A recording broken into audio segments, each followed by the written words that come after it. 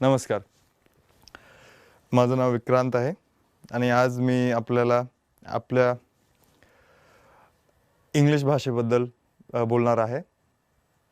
English भाषा ही सगळ्यांना शिकायची इच्छा आहे, पण खूप कमी जण इंग्लिश बरोबर किंवा छानपैकी बोलू शकतात. ह्याचे अनेक कारणं आहेत आणि त्या कारणांबद्दल आपण आज चर्चा करू. So how do you speak good English? This is the fundamental question. English शिकणं हे अवघड नाही आहे, त्याला आचारात आणणं अवघड आहे. त्याचं सगळ्यात मुख्य कारण हे आहे की आपण प्रॅक्टिस करत नाही. आपण इंग्लिश एकमेकाशी बोलत नाही. आपल्याला असं वाटते की we can read English and by reading we will understand what is English. But English can only be learned by speaking. आपण जेव्हा बोलू तेव्हाच आपण इंग्लिश शिकू. जर मी गायन करत असलो आणि गायन चांगलं कसं करायचं ह्याच्याबद्दल वाचतच राहिलो तर मी चांगलं गाऊ शकणार नाही. पण मी जर गायनाची प्रॅक्टिस केली, रोज गायन केलं तर मी गायनात चांगलं होऊ शकतो. मी जर क्रिकेटसारखा खेळ खेळत असलो तर मी कितीही वाचन केलं किंवा कोणाला पाहिलं तरी मी क्रिकेटमध्ये चांगला होऊ शकत नाही. मी जर क्रिकेटची प्रॅक्टिस केली तर मी चांगला होऊ शकतो. आजच्या काळात प्रॉब्लेम असा आहे की प्रॅक्टिस इंग्लिश कोणीच करत नाही. सगळे फक्त वाचतात आणि क्लासेसला जातात, कोर्सेस ऐकतात, पण एकमेकाशी बोलत नाहीत. त्याचे अनेक कारण आहेत. कोणी लाजते, कोणाला बरोबर वाटत नाही, कोणी मजाक उडवतात आणि ह्या गोष्टींमुळं इंग्लिश बोलणं हे दूर आणि पलीकडे जाते. ज्या लोकांना इंग्लिशचा चांगला एक्सपोजर असतो, म्हणजे ज्यांच्या आजूबाजूला लोक इंग्लिश बोलतात, ते इंग्लिश खूप लवकर शिकतात. त्यांना इंग्लिश जरी वाचता आली नाही त्यांना बोलता येते आणि इंग्लिश बोलणं हे जास्त महत्त्वाचं आहे. So the first step you need to take to speak English is to speak English. English बोलायला सुरू करा. कशीही असो, कोणतेही शब्द असो, काहीही ग्रॅमर असो, कितीही चुका असो, इंग्लिश बोलायला सुरू करायला हवं. एक टेक्निक किंवा ट्रिक मी तुम्हाला आज प्रॅक्टिकल सांगतो. आम्ही शाळेत असताना सगळेजण आमच्या आजूबाजूला हिंदीमध्ये बोलायचे आणि मी लहानपणीपासून खूप योग्य पद्धतीने किंवा चांगल्या पद्धतीने इंग्लिश बोलत मोठा झालो होतो. तर मला लक्षात आलं की पुढचे 2-3 वर्ष जर मी हिंदी भाषिकांच्या आजूबाजूला असलो तर माझी हिंदी चांगली होईल, पण माझी इंग्लिश खराब होईल, कारण इंग्लिशची प्रॅक्टिस कमी होऊन जाईल. तर मी आणि माझे सगळे जवळचे 5 ते 10 मित्रांनी असं ठरवलं की एकमेकांची फक्त इंग्लिशमध्ये बोलायचं. हा निर्णय शी सगळे मित्र सहमत होते आणि कोणताही प्रसंग आला किंवा काहीही झालं तर आम्ही फक्त इंग्लिशमध्येच बोलायचो. यामुळं आमच्या 10 जणांची इंग्लिश ही बाकीच्या क्लास किंवा बाकीच्या शाळेपेक्षा खूप आधुनिक पद्धतीने चांगली झाली. आणि ह्याच्यासाठी आम्ही काही अभ्यास केला नाही किंवा कोणाच्या पाठी लागलो नाही किंवा काही कष्ट केले नाही. फक्त जेव्हा बोलायची वेळ होती आम्ही इंग्लिशमध्ये बोलायचो. तुम्हालाही जर इंग्लिश शिकायची असली तर तुम्हाला इंग्लिश बोलायला सुरू करावं लागेल. इंग्लिशचा विचार करून किंवा इच्छा ठेवून हे होणार नाही. इंग्लिश कशी बोलायची, कोणासोबत बोलायची हे प्रश्न तुमच्या मनात येतील, पण त्याच्यासाठी तुम्हाला थोडं तरी कष्ट घ्यावं लागतील आणि कोणाला तरी तुमच्या सोबत पार्टनरशिप करून इंग्लिश बोलायला सुरू करावं लागेल. मग त्याच्यात इंग्लिश पिक्चर बघून किंवा इंग्लिश पुस्तकं वाचून पण तुमची इंग्लिश थोडी चांगली होऊ शकते. पण because English does not have organised grammar, English हे तुम्ही रूल्स प्रमाणे शिकू शकत नाही. जसं संस्कृत भाषा has definite rules of grammar, of spelling. इंग्लिशमध्ये नाही स्पेलिंग बरोबर उच्चारासारखी स्पेलिंग असतात, नाही इंग्लिशची ग्रॅमर लॉजिकल आहे. इट इज नॅचरल, म्हणजे जे ठरली आहे तीच आहे. त्याला काही लॉजिक नाही आहे किंवा काही सिस्टम नाही आहे. म्हणून इंग्लिश ही बोलूनच चांगली येऊ शकते. त्याला प्रॅक्टिसच करावं लागते. जर त्याच्यात संस्कृतसारखे नियम किंवा हिंदी, मराठी, देवनागरी स्क्रिप्टसारखे उच्चार असते तर इंग्लिश ही सोपी भाषा झाली असती. पण English is not like that. So if you want to learn English, start speaking in English. जेव्हा आपण बोलायला सुरू करतो तेव्हा आपलं मन ऑटोमॅटिक विचार करायला सुरू करते. आपण कोणत्याही प्रसंगात आलो तर आपलं मन माइंड फोर्स होते विचार करायला. उडी मारायची की नाही, इथं बाजू व्हायचं की नाही, बस आली तर उडी मारायची की नाही. तसंच तुम्हाला जेव्हा इंग्लिश बोलावंच लागेल, तुमचं माइंड ऑटोमॅटिकली फोर्स करेल, ते शब्द आणेल, ते विचार करेल आणि तुम्हाला आठवण येईल, अरे इथं हा शब्द आहे, इथं हे ग्रॅमर आहे. माझं असं म्हणणं नाही आहे की इंग्लिश ही सर्वश्रेष्ठ आहे किंवा इंग्लिश ही सगळ्यांनी शिकायला पाहिजे किंवा इंग्लिश आल्याने तुम्ही कोणते मोठे व्यक्ती व्हाल. पण इंग्लिश ही आजची गरज आहे. English is a global language. English काही मुंबई किंवा पुण्यात किंवा दिल्लीत किंवा चेन्नई, हैदराबाद मध्ये स्वतःला मोठं दाखवण्यासाठी आपण शिकत नाही. इंग्लिश आपण आता कम्युनिकेट करायसाठी शिकतो. उद्या Germany, England, France, America, Australia, New Zealand, Africa, कुठूनही तुम्ही कोणत्याही व्यक्तीला भेटलात तर तुम्हाला इंग्लिशमध्येच कम्युनिकेट करावं लागते. त्यासाठी इंग्लिश शिकणं हे एक रिक्वायरमेंट आहे. इंग्लिश बोलणं ही एक रिक्वायरमेंट आहे. या व्यतिरिक्त इंग्लिश येणं म्हणजे मराठी न येणं किंवा इंग्लिश मी शिकतोय म्हणजे दुसरी भाषा नाही यायला पाहिजे, हे असं काही नाही आहे. English is just one of many languages. तुम्ही इंग्लिश पण चांगली बोलू शकता, मराठी पण बोलू शकता. जिथं ज्या गोष्टीची गरज आहे तिथं तुम्ही ती भाषा वापरू शकता. माझं वैयक्तिक मत आहे की आपण मराठी भाषेलाच प्रतिसाद द्यावा, मराठी संस्कृती जपावी. पण त्याचा अर्थ हे नाही की इंग्लिशला आपण एक कोणतं स्थान द्यावं. आज नांदेडमध्ये आणि महाराष्ट्रात अनेक शहरात लोक इंग्लिश स्कूलला जातात, पण त्यांना इंग्लिश बरोबर बोलता येत नाही. They cannot speak English fluently and the primary reason is that because they don't practise. They go to a English school but they don't know how to speak English. त्याच्यापेक्षाही मोठा प्रॉब्लेम आहे की त्यांना मराठी पण येत नाही. कारण आता ते इंग्लिश स्कूलला जातात पण इंग्लिश प्रॅक्टिस करत नाहीत आणि मराठी स्कूलला न जाण्यामुळे त्यांना मराठी पण बरोबर येत नाही. ते मराठी इंग्लिशच्या स्क्रिप्टमध्ये लिहितात, इंग्लिश मराठीमधून ट्रान्सलेट करतात.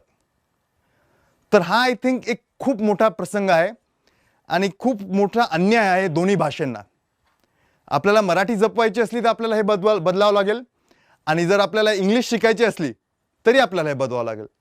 सर, आमचा एक प्रश्न आहे की काही विद्यार्थी असे आहेत की ज्यांना शाळेमध्ये जाता येत नाही किंवा बरोबर एज्युकेशन भेटत नाही इंग्लिशचं, राईट, किंवा काही परिस्थितीनुसार काही असे राहतात की त्यांना ते घडतच नाही.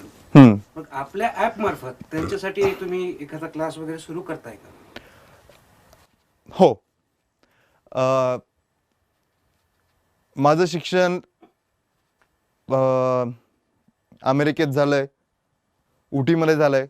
इंग्लिशचा मला भरपूर एक्सपोजर आहे आणि आज आपण हा स्टुडिओ बांधलाय, कंपनी काढली आहे. ह्याचा आपण योग्य पद्धतीने उपयोग करू शकतो. जर लोकांची गरज असली की त्यांना इंग्लिश शिकायची आहे तर नक्की आपण हा इंग्लिश क्लास सुरू करू शकतो. या क्लासचा हेतू नाही की फक्त आपण इंग्लिशच शिकावं, पण लाईफ काय आहे हे पण शिकावं. तुम्हाला कोणतीही गोष्ट जर शिकायची असली, एस्पेशली अकॅडमिक किंवा अभ्यासाची, ती गोष्टींच्या मार्फत शिकणं हे फार गरजेचं आहे. जर माझ्याकडे एक मेसेज असला, माझ्याकडे एक गोष्ट असली तर तुम्ही ते सोप्या पद्धतीने शिकू शकाल. तर yes, this is a English class but this is also a life class. तुम्ही जीवन कसं जगायचं हे पण या क्लासमधून शिकू शकता. धन्यवाद. इथं येऊन विचारा, लेफ्ट बरं नाही विचारा. माझा प्रश्न असा आहे की इंग्लिशला एवढं महत्त्व कशामुळे प्राप्त झालं? भाषा ही भाषा असते, बरोबर, मराठी, इंग्लिश, हिंदी, गुजराती, जर्मन, पण इंग्लिशला एवढं महत्त्व कशामुळे प्राप्त झालं? ह्याचे अनेक कारण आहेत, पण सगळ्यात पहिलं आणि मोठं कारण ऐतिहासिक आहे की 18व्या आणि 19व्या आणि 20व्या शतकाच्या थोड्या भागात इंग्लंडचं ब्रिटिश राज्य हे जगभर पसरलं होतं. ब्रिटिश लोकांची कॉमन भाषा ही इंग्रजी होती. तुम्हाला हे लक्षात येत असेल की आजही जे आपल्यावर राज्य करतात आपण त्यांना कॉपी करतो.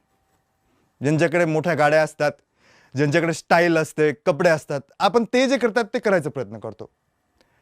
तसंच जसं ब्रिटिशांनी आपल्यावर राज्य केलं आणि ते इंग्लिशमध्ये बोलायचे, तर सगळ्यांची इच्छा झाली की आपण पण इंग्लिशमध्ये बोलावं. ह्याचं कारण आहे की ब्रिटिशांचे जे सब्जेक्ट्स होते ते इंग्लिश शिकण्याचे इच्छुक होते.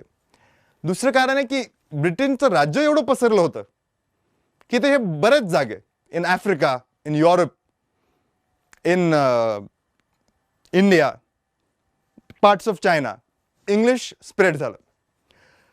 त्याचं अजून एक इंटरेस्टिंग गोष्ट अशी आहे की स्पेननी लॅटिन अमेरिकावर राज्य केलं, तर तिथं स्पॅनिश खूप पॉप्युलर झाली.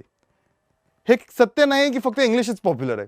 वर्ल्डची second most popular language Spanish आहे, कारण स्पॅनिशनी जगातल्या बऱ्याच भागांवर राज्य केलं. पण इंग्लंडनी सगळ्यात जास्त राज्य केलं, म्हणून इंग्लिश ही एवढी पॉप्युलर आहे. आणि आज कोणी कोणावर राज्य करत नाही, ॲटलिस्ट फिजिकली. इंटेलेक्च्युअली तर अमेरिका आपल्यावर राज्य करत असेल, आपल्याला माहीत पण नाही. पण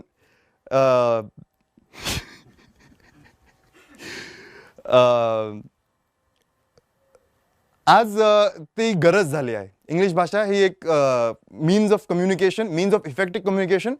आणि बरेच जणांचं म्हणणं आहे, एक्सपर्ट्स म्हणा किंवा डॉक्टरांचं, रिसर्चर्सचं, ही एक चांगली गोष्ट आहे. कारण नाहीतर आपल्याला दर देशासाठी वेगवेगळी भाषा शिकावं लागली असते आणि ते अवघड झालं असतं. तर इंग्लिशमुळं काय झालं की आपण आता सगळे कोणत्याही देशात बोलू शकतो. नांदेडमध्ये मी सॉफ्टवेअरचा बिझनेस काढून अमेरिकेचे क्लायंट्ससोबत बोलू शकतो.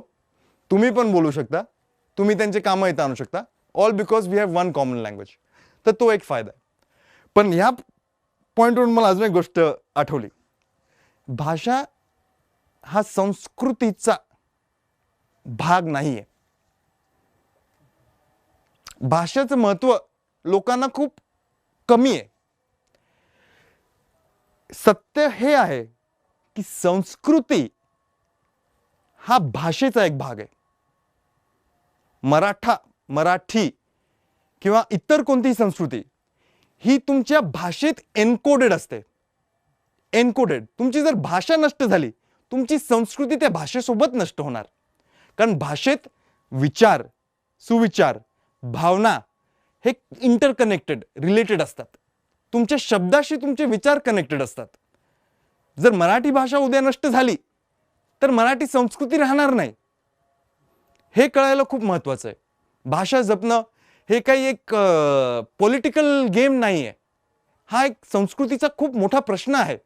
आणि आज जर आपण भाषेकडे लक्ष दिलं नाही, उद्या आपण संस्कृतीला लक्ष देऊ शकणार नाही. धन्यवाद.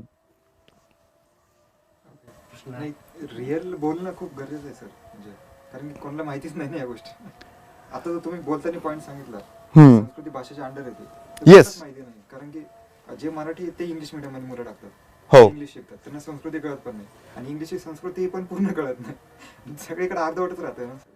अगदी बरोबर, अगदी बरोबर. इंग्लिश संस्कृती, आता बरेच जण इंग्लिश संस्कृतीला मानतात.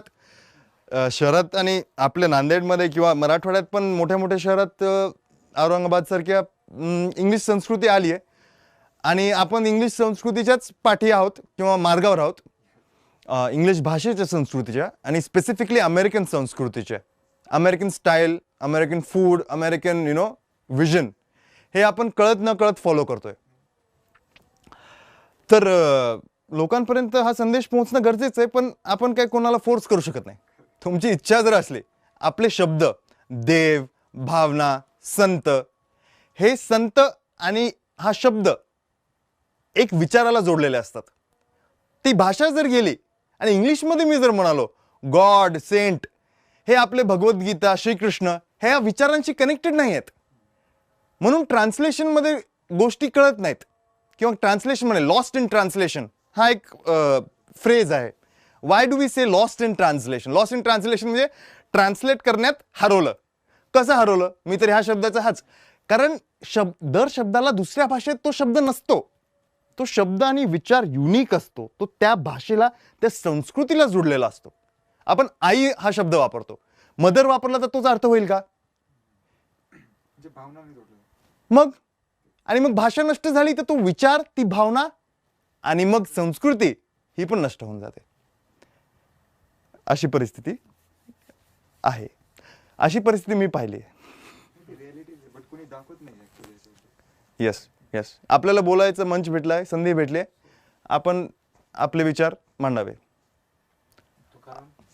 अजून त्यांचं नावच तुकाराम आहे. आम्ही and he has learned so much staying in Nanded. Now he is an expert in operating computers, operating systems, softwares, admin control, camera equipment, editing software, movie editing software, हे सगळं कसं करू शकला तुकाराम? त्याला काही फॉर्मल ट्रेनिंग आहे का? तो ऑन द जॉब, त्याने जॉब सुरू केला, तुकाराम हे काम कर, करतो करतो करतो. त्याची इच्छा होती, जिद्द होती, काम दिलं करायला रेडी. काही काम जर कोणाला करायचं नसलं आपण काय म्हणायचो? तुकाराम ते करून टाक.